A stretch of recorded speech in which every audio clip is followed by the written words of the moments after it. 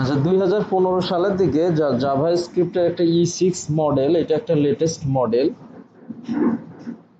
এটা আসছে। হ্যাঁ, সেখানে আমরা পিএসপির মতো করে ক্লাস ক্রিয়েট করতে পারবো। অর্থাৎ পিএসপিতে আমরা ক্লাস ক্রিয়েট করতাম এইভাবে না, ক্লাস সাপোজ হচ্ছে প্লে, এইভাবে আমরা ক্লাস ক্রিয়েট করতাম নাকি।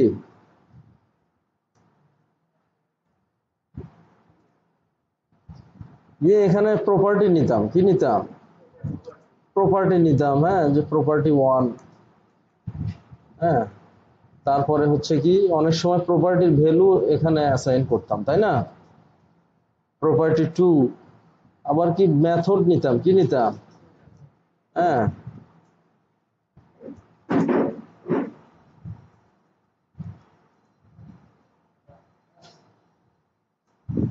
এরকম করে আমরা মেথড নিতাম না।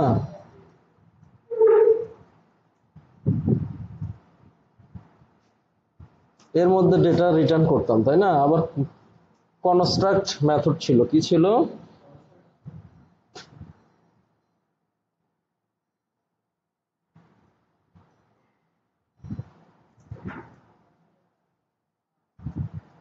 কনস্ট্রাক্ট ফাংশনটা হচ্ছে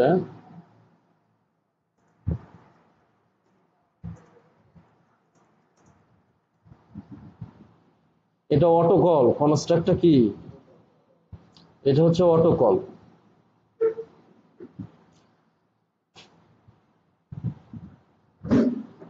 এই নেটের অবস্থা।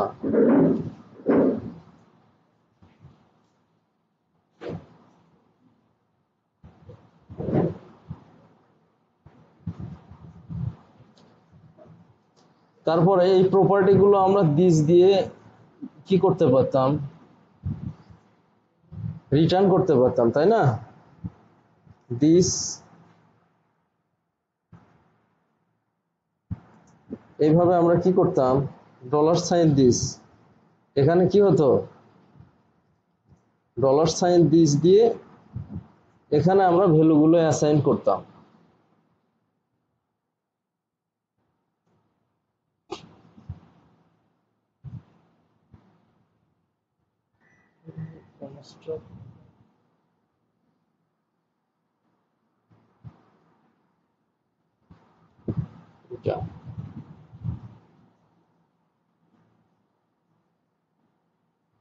এভাবে আমরা কনস্ট্রাক্ট ফাংশন তৈরি করতাম না।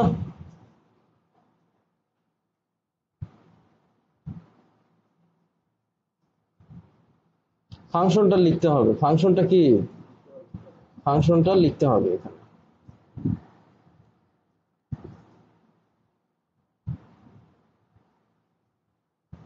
আবার কোনো স্ট্যাটিক প্রপার্টি, প্রপার্টিটা স্ট্যাটিক হইতে পারে, প্রাইভেট হতে পারে, এইভাবে লিখতাম না। তো স্ট্যাটিক গুলো কি দিয়ে অ্যাক্সেস করা হয়, সেলফ দিয়ে নাকি। তো বিভিন্নটা বিভিন্ন ভাবে অ্যাক্সেস করা যায়। তো জাভা স্ক্রিপ্টে এই মডেলটা অবজেক্ট ওরিয়েন্টেড মডেল একটা আসছে 2015 সালের ওই দিকে, এটাকে বলা হচ্ছে E6 মডেল, তাই না। তো এখানে আমরা ক্লাস নিতে পারবো। সাপোজ একটা পার্সন দিয়ে একটা কি নিব, ক্লাস নিব। হ্যাঁ, এই ক্লাসের মধ্যে আমি একটা বিল্ট ইন একটা মেথড নিব, কনস্ট্রাক্টর। ওই মেথডটার নাম কি, কনস্ট্রাক্টর, যেটার মধ্যে আমি কিছু কি নিব,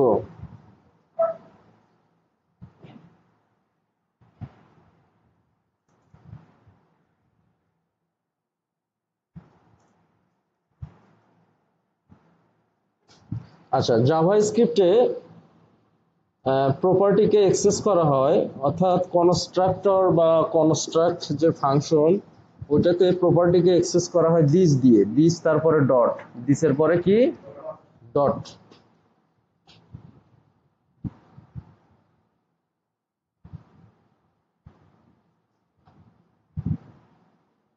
আর এখানে কোনো ডলার সাইন ইউজ হয় না, এখানে কোনো কি ডলার সাইন ইউজ হয় না। হ্যাঁ,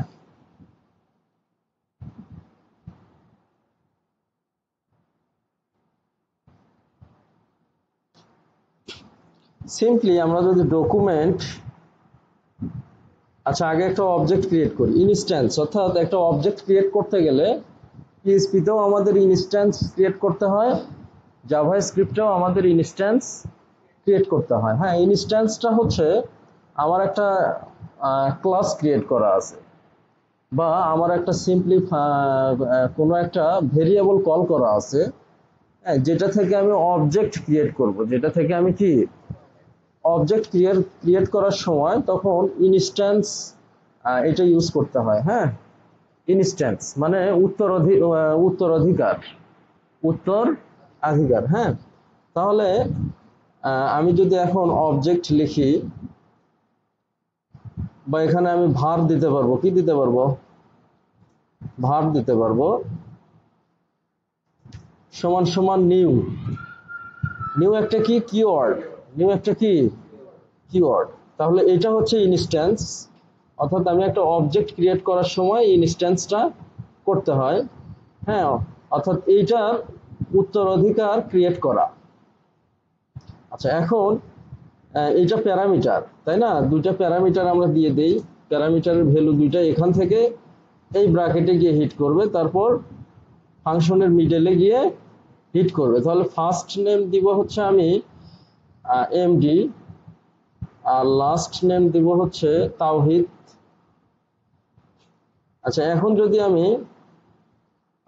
ডকুমেন্ট ডট রাইট করি তাহলে কি হয়,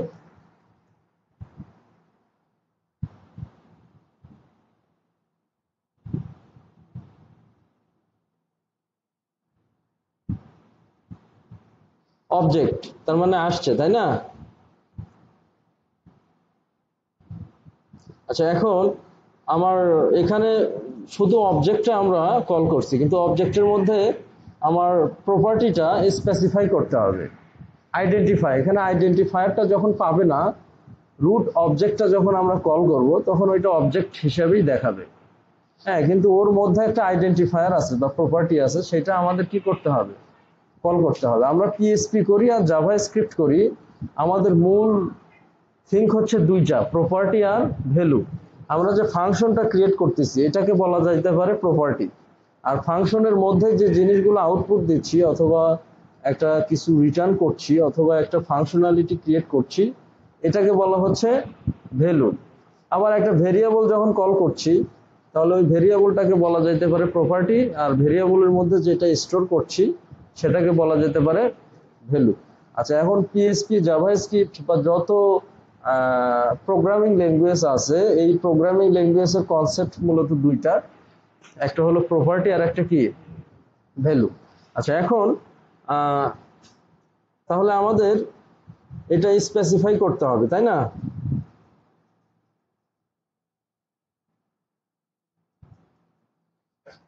তাহলে এখন কিন্তু শো করছে, কি শো করছে, এমডি শো করছে, তাই না। এখন কি শো করছে, এমডি শো করছে।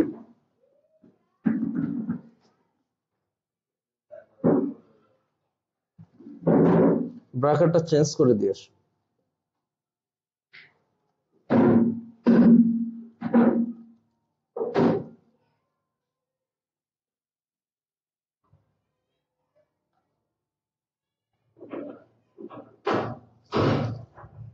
তাহলে এই যে এটা আমাদের শো করছে, তাই না। আচ্ছা এখন আমরা যদি পুরো নেমটাই শো করতে যাই এমডি তাওহিদ, তাহলে এখানে আমরা একটা ফাংশন নিতে পারি, এই ক্লাসের মধ্যে আমরা একটা কি নিতে পারি, অর্থাৎ আমরা যা পিএইচপি তে যেভাবে ইনস্ট্যান্স ক্রিয়েট করছি এখানেও সেইভাবেই অবজেক্ট ক্রিয়েটের সময় ইনস্ট্যান্স ক্রিয়েট করলাম নিউ কিওয়ার্ড দিয়ে। হ্যাঁ, পিএইচপি আর এবং এইটা ডেটা মডেলটা সেম। হ্যাঁ, তো এইটার সঙ্গে পিএইচপির অবজেক্ট ওরিয়েন্টেড প্রোগ্রামিং এর মিল আছে, ঠিক আছে কি। পিএইচপি আর জাভাস্ক্রিপ্টের মোটামুটি অবজেক্ট ওরিয়েন্টেড প্রোগ্রামিং এর স্ট্রাকচারটা সেম, কিন্তু কিছু ডিফারেন্স আছে। কিছু কি, যেমন জাভাস্ক্রিপ্টের যে অবজেক্ট ওরিয়েন্টেড, এখানে ডাইনামিক্যালি আমরা কোনো প্রপার্টি বা মেথডের ভ্যালুটা দিতে পারবো, পিএইচপি তে ওইটা এসটিডি ক্লাস ছাড়া দেয়া যায় না। হ্যাঁ, তারপরে কি দেখা যাচ্ছে যে জাভাস্ক্রিপ্টের কোনো মান আমরা সরাসরি মডিফাই করতে পারবো, পিএইচপি তে এটা করা যায় না। হ্যাঁ, জাভাস্ক্রিপ্টের বিল্ড ইন হচ্ছে একটা সিস্টেম আছে, প্রোটোকল আছে, প্রোটোকল চেইন। আর পিএইচপি তে এই প্রোটোকল চেইনটা নাই। পিএইচপি তে কি, জাভাস্ক্রিপ্টে আমরা যে অবজেক্টে নেই না কেন সেটার একটা বিল্ট-ইন প্রপার্টি আছে। প্রত্যেকটা অবজেক্টের একটা বিল্ট-ইন কি আছে, এটাকে বলা হয় প্রোটোটাইপ। এটা কি কি প্রোটোটাইপ। হ্যাঁ, পিএইচপি তে ওইটা নাই। পিএইচপির হচ্ছে কোনো মানে এই প্রোটোটাইপটা হিডেন থাকে। এই প্রোটোটাইপটা কি থাকে, হিডেন থাকে। আর পিএইচপি তে ওই রকম কিছু নাই, স্পেসিফাই করাই আছে। তো বেশ কিছু অবজেক্ট ওরিয়েন্টেড যে মডেল, এটার মধ্যে বেশ কিছু পার্থক্য আছে। হ্যাঁ, এখন অবজেক্ট ওরিয়েন্টেড মডেল আর অবজেক্ট এই দুটো কিন্তু আলাদা। অবজেক্ট ওরিয়েন্টেড মডেল এবং অবজেক্টটা কি আলাদা। হ্যাঁ, এখন আমাকে সোহাগ 2 দিন মনে হয় প্রশ্ন করছিল না একদিন, যে ভাই এই এই অবজেক্ট আর এই অবজেক্ট কি সেম? হ্যাঁ, ওখানেও আমরা প্রপার্টি আর মেথড, হ্যাঁ, বা দেখা যাচ্ছে যে মূলত প্রপার্টি আর ভ্যালু এক্সেস করি, এখানেও কি সেটাই এক্সেস করি। হ্যাঁ, পিএইচপি তেও ওই সব কিছু প্রপার্টি আর ভ্যালু, কিন্তু মানে এটা হচ্ছে জাভাস্ক্রিপ্টটা মূলত এটার সিস্টেমটা বা মেকানিজমটা বা আউটপুটের সিস্টেমটা আলাদা। এটা ডেটাবেজের সঙ্গে রিলেটেড না, এটা সরাসরি ব্রাউজারের সঙ্গে রিলেটেড এবং এটা ফুললি বিল্ট ইন। আর পিএইচপির ওইটা হচ্ছে কি, পিএইচপির ওইটা হচ্ছে ডেটাবেজের সঙ্গে রিলেটেড, কিন্তু মোটামুটি কিছুটা মিল আছে, কিছুটা কি মিল আছে।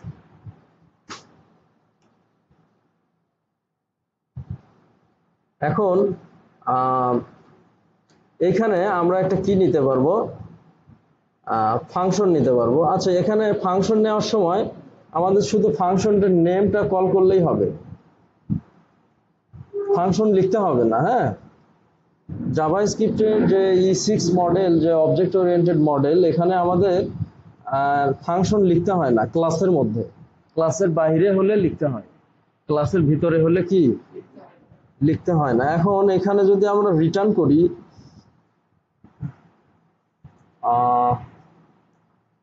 তারপরে কি একটা এমটি স্পেস নিলাম। হ্যাঁ, একটা এমটি স্পেস নিয়ে তারপরে কি আবার এইটা রিটার্ন করলাম, দিস লাস্ট নেম। আচ্ছা, এখন আমরা যদি এই ফাংশনটা সরাসরি এখানে কল করি, তাহলে কি শো করবে, ফুল নেমটা আমাদের কি শো করবে। ক্লিয়ার? তাহিদ বানানটা ভুল হয়েছে যদিও। আচ্ছা, এটা হচ্ছে জাভাস্ক্রিপ্টের মোটামুটি অবজেক্ট ওরিয়েন্টেড মডেল। এটা 15 সালে আসছে, এর আগের মডেলে এটা সাপোর্ট করবে না, এর আগের মডেলে কি সাপোর্ট করবে না। এইটাকে আমি আবার অন্য স্টাইলে লিখতে পারবো, কনস্ট্রাক্টর স্টাইলে। হ্যাঁ, সেটা হলো, সেটা অন্য ক্লাসে দেখাই। হ্যাঁ, অন্য একটা ক্লাসে দেখাই।